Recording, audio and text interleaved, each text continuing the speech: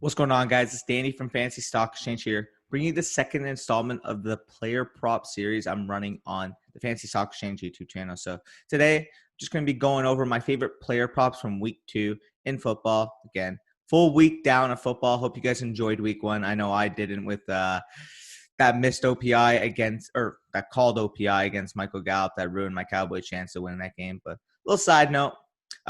Let's just go over how those player props hit in week 1. So we actually doubled our money. So $5 buy, and I ended up making $10 off of that, as you guys can see here.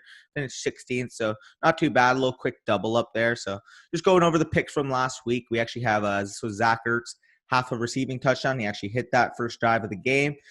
Pretty much got shut down the rest of the game. I mean, 3 catches, 15 yards, and that receiving touchdown. So that hit 120 yards, 120 points. Sorry, pretty stoked about that outcome. Le'Veon Bell under half a rushing touchdown, pretty easy given the stinginess of that Bills defense. Just so it ended up being the case, and Le'Veon got hurt in that game. Lamar Jackson, easy smash, 1.5. He ended up with 3 in a blowout. So take those 80 points there.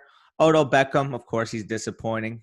But, of course, he has a decent game this Thursday when you're watching this. So Cleveland versus Cincinnati, you would have seen he had a pretty good Thursday night game, but got absolutely shut down against the Ravens. Go figure. That bet doesn't hit. Russell Wilson absolutely obliterated that Falcons secondary. Kind of why I like Dak and Zeke for this week. So you guys got to tune in for those props. But, yeah, you can see that there. Keenan Allen, under 5.5. He got 4. I mean, that whole Chargers offense kind of looked pretty stale. So we'll definitely see how they look for this upcoming Sunday. But that was not a good look on week 1. DeAndre Hopkins absolutely obliterated that over-under. I mean, I was talking about the chemistry. I was talking about the situation coming into the new team. But DeAndre Hopkins didn't care. He went out, 16 targets, 14 receptions for 151 receiving yards. Like, that was not close. Sorry, DeAndre. Should have never doubted you. You absolutely annihilated that game. So kudos to you. Alvin Kamara, over half a total touchdown. I mean, he had 2. Absolutely was fantastic in that game against Tampa Bay. Kind of got shut down from a yardage standpoint, but was able to punch it in when it mattered. So had a good game there. Ezekiel Elliott absolutely obliterated that over-under for total scrimmage yards, as you see there. And then finally, Tom Brady, 2.5 passing touchdowns plus interceptions. He ended up with 4. Ended up with, I believe, a 2-2 stat line, so 2 interceptions to 2 touchdowns. So you see there, player props did hit, double their money. Can't ask for much more there. Obviously, if 1 or 2 maybe hit, we end up getting to that 165-40 range, but that's fine. We're close. We'll see how we do in week 2. So let's get into the week 2 real quick. Let's go to the $5 rush if I can find it. Yeah, I don't got the money to do the 5K one for the record. But, yeah, $5 week 2 rush. Perfect. So, yeah, we got the whole slate there. So I'll be going through my picks. But before I do that, let's hit the intro.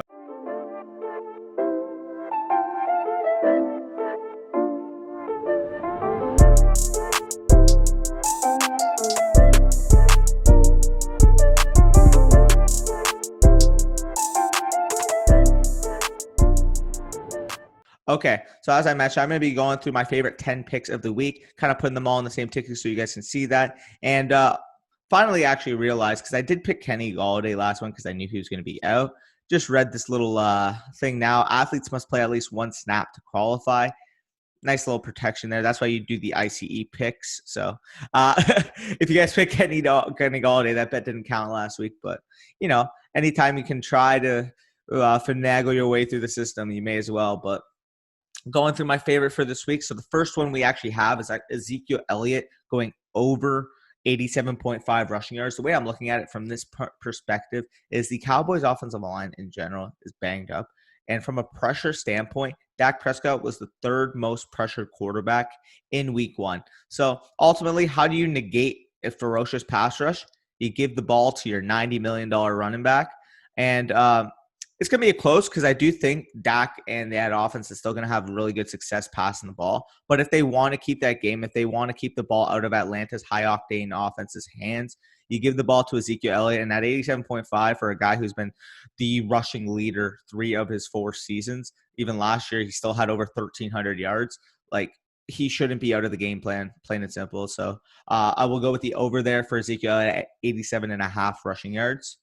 Next bet, well, I did have Chris Godwin, so he's actually out for the game. So we're gonna skip that. We'll go find another one after. I actually have Mark Andrews here. So his over under, if we can get to it, is at 64.5 receiving yards. So I'm actually gonna be going over here for 90 points. Sorry, clicked the wrong one. Or 105 points. The way I'm looking at it, sorry about that. We are projecting a ton of success this week for the Baltimore Ravens offense against that putrid Houston Texans defense. We saw what the Chiefs were able to do last week. I mean, Kelsey only had 50 receiving yards, but in reality, in this whole second half, he basically wasn't targeted because the Chiefs kind of had a stranglehold on that game. So the way I'm looking at it from Mark Andrews is if Lamar Jackson is going to have a ton of success, that passing offense is going to have a ton of success. It's going to need to come through Lamar Jackson's number one target. And who is that? That's Mr. Mark Andrews. So we saw he was able to dominate week one, only had 58 receiving yards, but in reality, they're up 38-6. They didn't really need much more from him.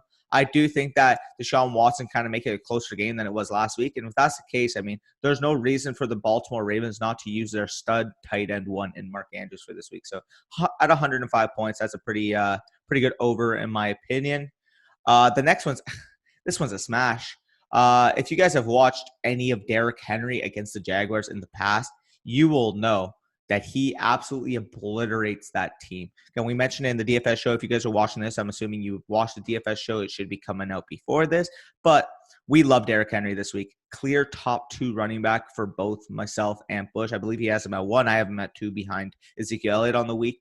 And he absolutely just annihilates that Jaguars defense every time he plays them. You guys can reference back to that 99-yard rushing touchdown a couple years ago. Derrick Henry, King Henry, is set to own this Jaguars defense yet again. And at 100 points, I'm going to take that over any day of the week. So that's actually scrimmage yards too. So getting yards from scrimmage at 115.5. We saw last week he had a few targets, so maybe he gets a little bit in the receiving game. 25, 30 receiving yards for a guy that's almost a lock to have 100 rushing yards tomorrow. Just a lock in my opinion. So definitely happy with that. Next, we're going to actually be going on to Allen Robinson at half a receiving touchdown. And at 120 points, I'm going to take the over here because the way I'm looking at it is Juju Smith-Schuster, yes, he played primarily in the slot. We see how the Steelers use him, move him across the formation. But 2 receiving touchdowns over 65, or I believe he had 65 receiving yards. And Allen Robinson is going to come out angry. I don't like playing into the narratives, but if you're going to play into one, you're going to say, well, this is a guy who quote unquote demanded a trade, wanted out of Chicago, ended up resolving the issue with himself and the organization. I believe he talked to Coach Nagy about that. And this is a guy who week one, he got outplayed by Anthony Miller. I mean, outproduced, outplayed in general. I believe Anthony Miller had 76 receiving yards and a touchdown.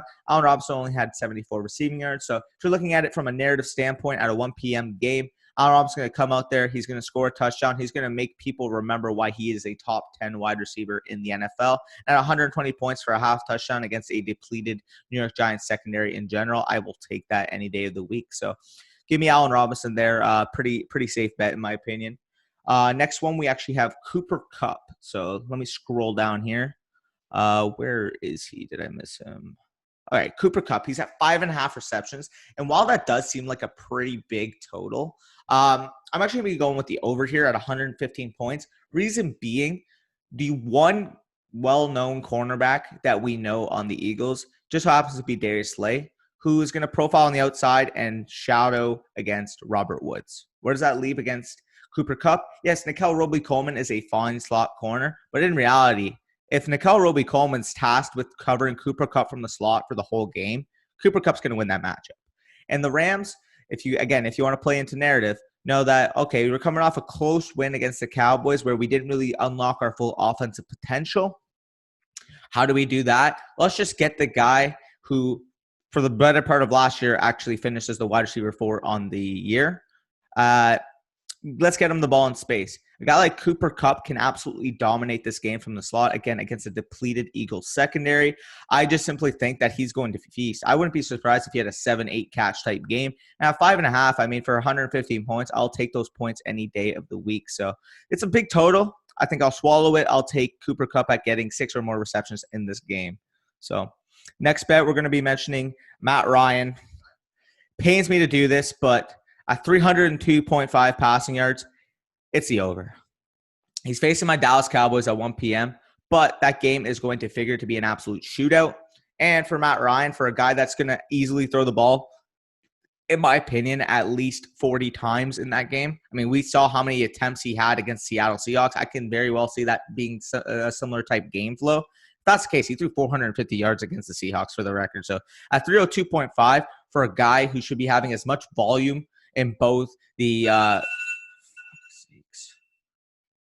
sorry about that. In both the red zone and both all over the field, I do think that Matt Ryan can definitely exploit this Dallas Cowboys secondary. I love them. I think they have a ton of potential, young potential, but they're going to be overmatched against guys like Calvin Ridley, guys like Hayden Hurst, Julio Jones in this one. Let me just make sure no other alarm goes off. Okay, we should be fine. But yeah, I'm going to be going with Matt Ryan hitting the over on this one, 495 points. And I think that's pretty safe, to be honest, because if you projected that out, about a 4,800 passing yards, he should definitely hit that. And against the Cowboys secondary, again, as I mentioned, with youth, with potential, but plain and simple, just doesn't have the overall skill set to match against those dogs that Atlanta has on the outside. So I'm going to go with the over there for Matt Ryan. T.Y. Hilton, 67.5 receiving yards. Okay. I'm not a big T.Y. Hilton fan from a long season standpoint, from a seasonal standpoint, but this is such an easy over. I mean, the way we're looking at it here, yes, T.Y. Hilton struggled in week 1, only had 53 receiving yards against the Jacksonville Jaguars, but he got shadowed. He got stuffed by rookie cornerback C.J. Henderson, played phenomenal, top 3 rookie, in my opinion, on the week of all week 1. T.Y. Hilton, again, if you want to play into narrative, it's going to come out with a vengeance. People are picking up Paris Campbell, Nyheim Hines, obviously starting Jonathan Taylor. T.Y. Hilton's going to look at that and say, what about me? I'm still the wide receiver 1 in the offense. I got shut down last week, but now I'm going against a Minnesota Vikings secondary that just allowed Devontae Adams on 17 targets to get 156 receiving yards. No, there is no way that T.Y. Hilton, if he plays the full game, goes under 67.5 receiving yards. So take those 300 points, because if he plays that full game, that's a lock. Going into the next one, we actually got Josh Allen here. So let me scroll down for you guys.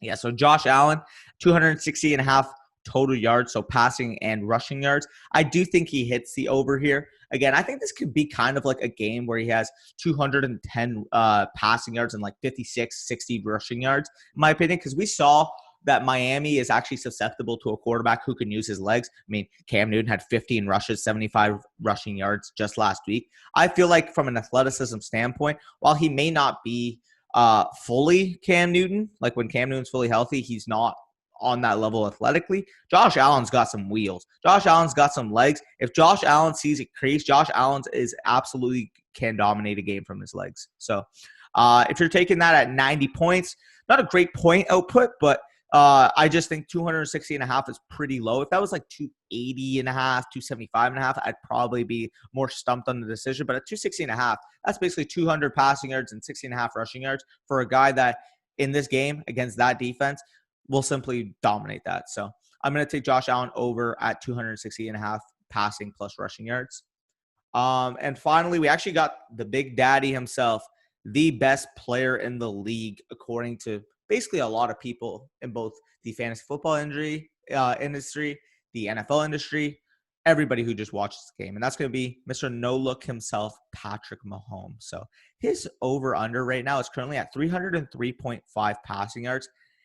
And against that Chargers defense, that is too much. That is too much. He is going to go under in this game. Again, if you guys want to play the history narrative, in the 4 times that Patrick Mahomes has actually matched up against that Chargers defense, none of those times he's actually had over 260 passing yards.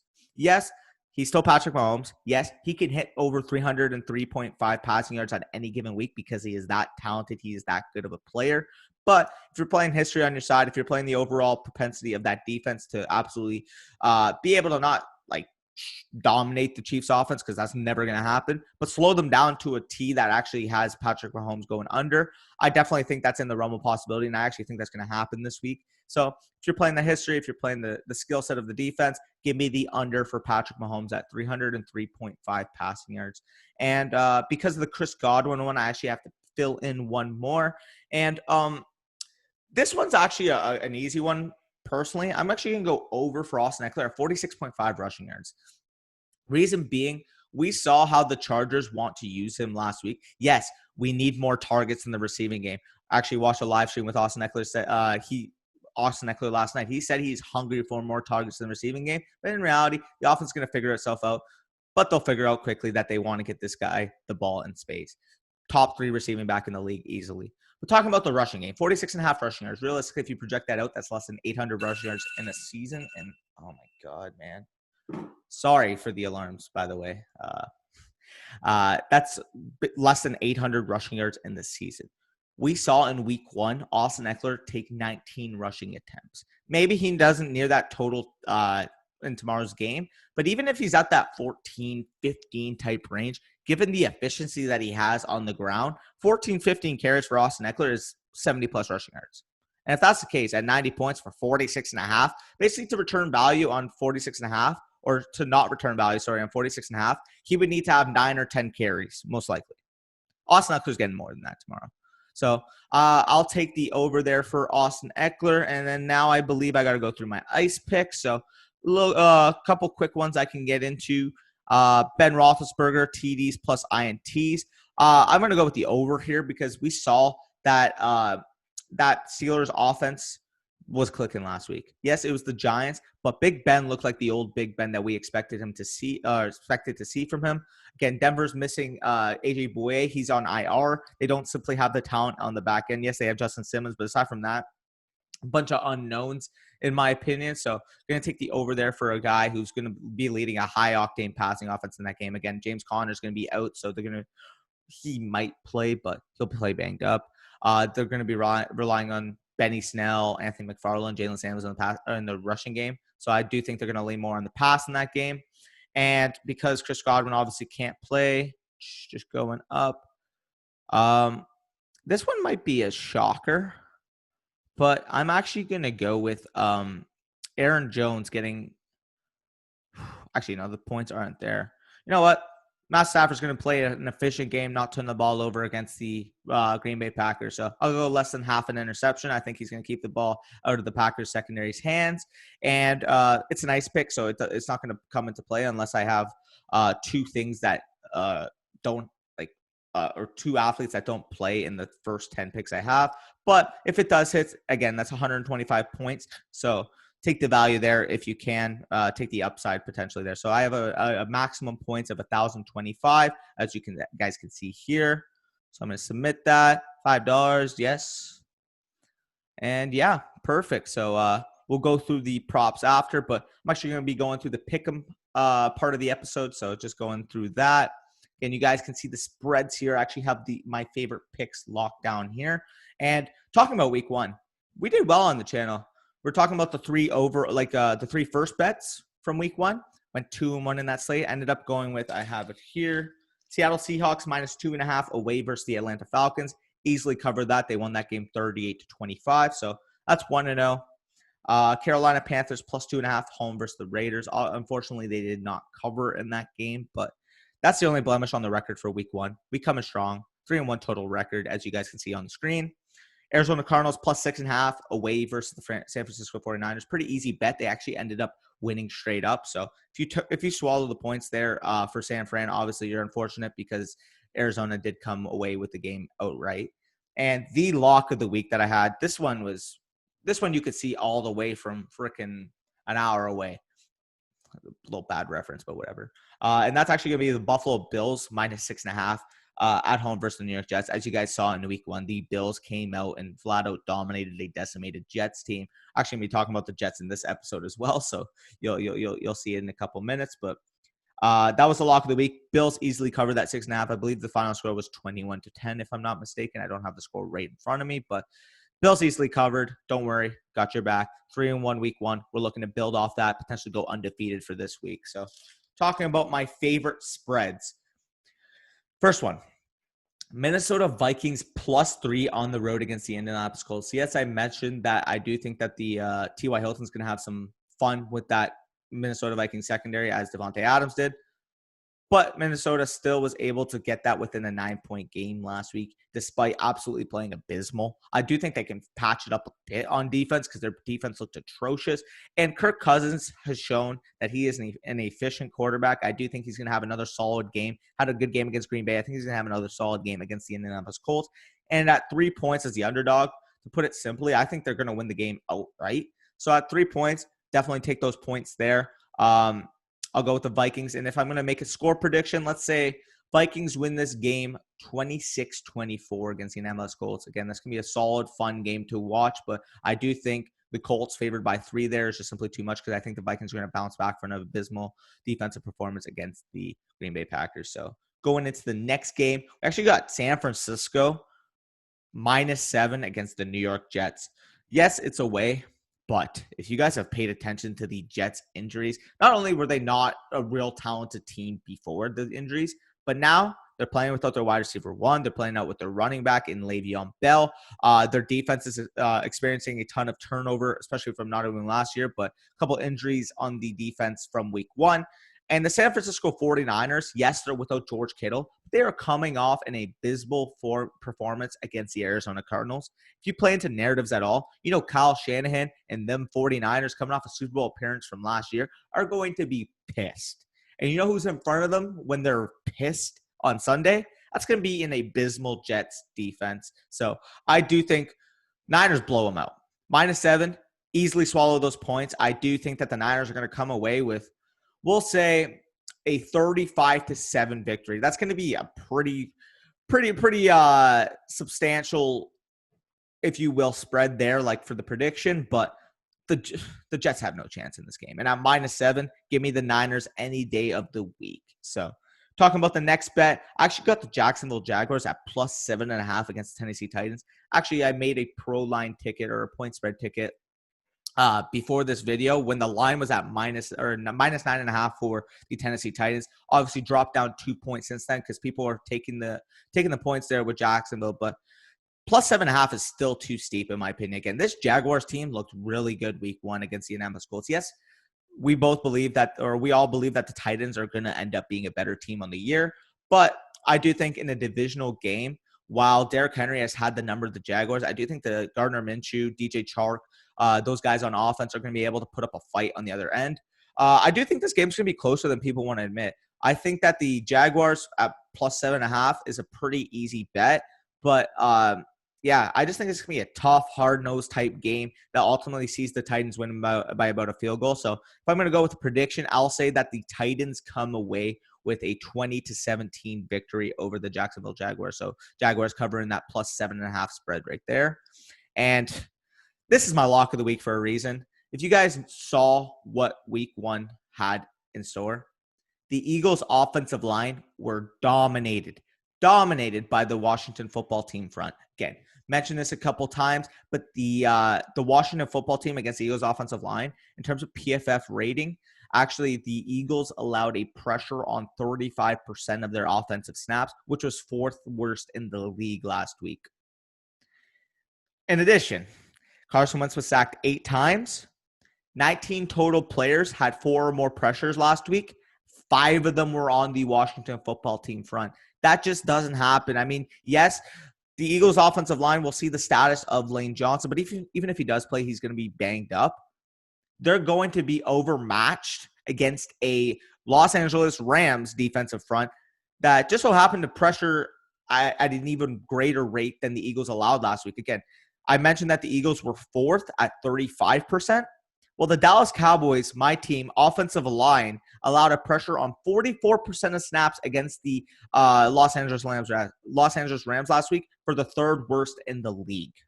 So you got a very good defensive front, very good defensive line. I mean, plain and simple, Brandon Brooks out, interior, Jason Kelce, even if he does match up against Aaron Donald, still overmatched.